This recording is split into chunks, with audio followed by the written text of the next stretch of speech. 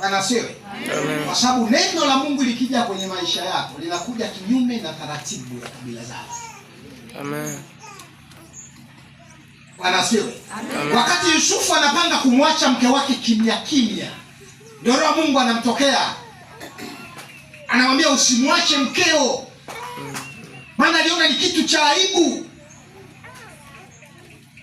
Mchumba wake mwenyewe aliona ni aibu kuwa na mtu kama huyu, ambao kwa jamii yetu haitakiwi. Unaelewa? Lakini yule binti alikubali kupambana.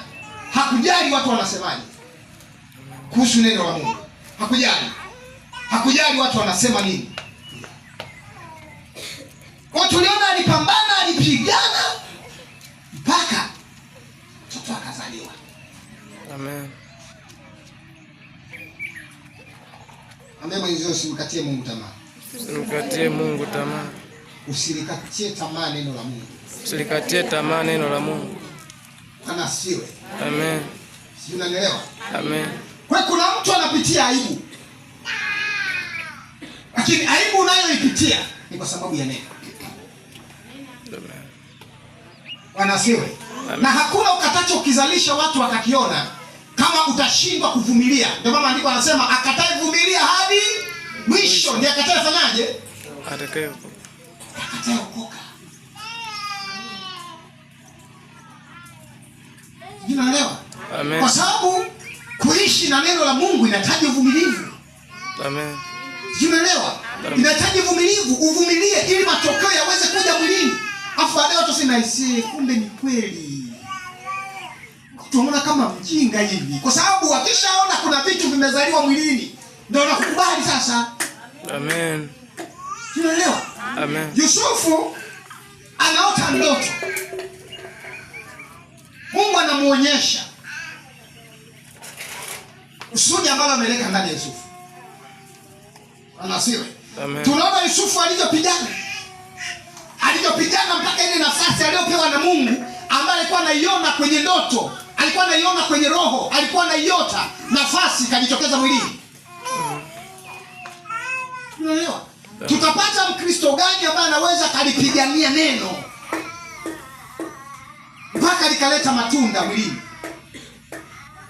mpaka likaleta matokeo mwilini? Bwana siwe.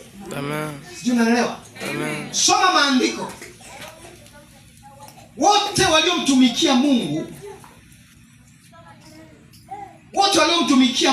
kuna aibu walipitia. Amen. Lakini hawakukubali kumwacha Mungu kwa sababu ya aibu. Sijui unaelewa? Wakati Yesu pia naye amezaliwa sasa, na kuna aibu akapitia. Kuna mahali akasema, Baba, kama inawezekana kikombe hiki kiniepuke. Kwa kuna pito fulani unapita mpaka unatamani kwamba ingekuwa si mapenzi ya Mungu ili jambo mimi ningeliepuka. Amen.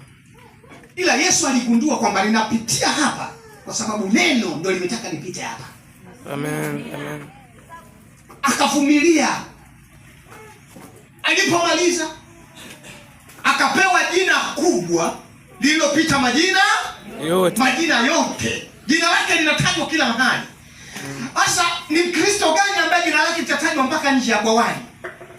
Jina lako haliwezi kutajwa nje ya bwawani, kutajwa kwenye mikoa mingine kama hautalipambania neno alilokupa Mungu. Amen. Kila mtu yuko na neno lake ambalo Mungu amempa. Kama unataka ulimwengu kutambue kuwa wewe ni nani, hakikisha unavumilia kwenye hizo changamoto unazopitia kwa ajili ya neno la Mungu. Amen. Unanielewa? Amen. Unanielewa hivi? Amen. Neno la Mungu liko hivi. Sana mtu anakurushia kitu hivi lakini ni cha moto. Ni cha nini? Cha moto. Ni cha nini? Cha moto. Ni cha moto. Lakini ndio kimebeba maisha. Amen. Tunaelewa? Kwa sababu kuna watu watakukataa. Kuna wakati hata ndoa inaweza ikavunjika, kapitia hata misukosuko. Sijui unaelewa? Uchumba hata unakufa uchumba. Kwa sababu ukilipokea lile neno kuna namna litataka liishi tofauti na mchumba wako anavyotaka. Amen. Si unaelewa? Amen. Mariamu baada ya kulipokea lile neno akafanya kitu tofauti ambacho na jamii yake inataka. Si unaelewa? Amen. Akawa na mimba ambayo ni kinyume cha kabila lao. Amen. Si unaelewa? Mume anapanga kumwacha kwa siri. Yaani anafaa kunyacha kurudi nyuma hivi. Si unaelewa? Lakini malaika anamtokea anamwambia usimwache mkeo. Alichokibeba ni kwa uwezo wa Roho Mtakatifu, sio kwa ajili ya wanadamu. Bwana asiwe. Amen. Ukibeba neno la Mungu hauwezi kumaliza katika aibu. Amen. Mimi nakwambia aliyelipambania neno la Mungu hamalizi kwenye aibu. Amen. Unaelewa? Amen. Ila kama utatembea na neno la Mungu kwa vipindi fulani, ukifikia kwenye aibu unaliacha. Wasema sije nikazalilika mie.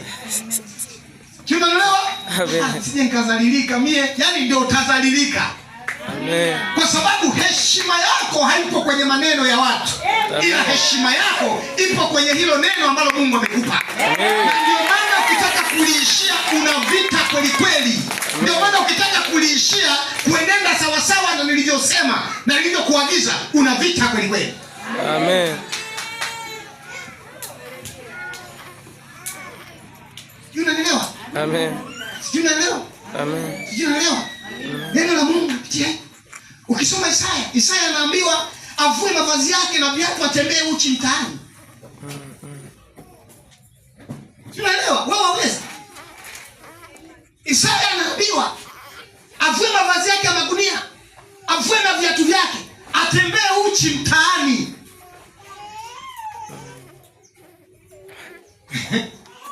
Unaelewa? Ni pale wakati mtumishi wa Mungu anapitia aibu, sawa? Mpaka kanisa nzima unaijua. Akisimama akikuhubiria ikwambia utabarikiwa, sema kabarikiwa wapi? Unaelewa? Akisema kuhusu habari hii Bwana ataondolea aibu yenu, sema asiye kama anaondoa aibu, simuondolee aibu yake.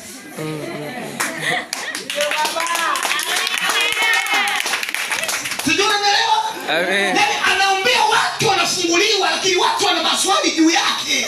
Kwamba huyu Mungu anayetupa vyakula, huyu Mungu anayetuvisha na kufunika wakati wa aibu zetu, mbona hamfuniki yeye?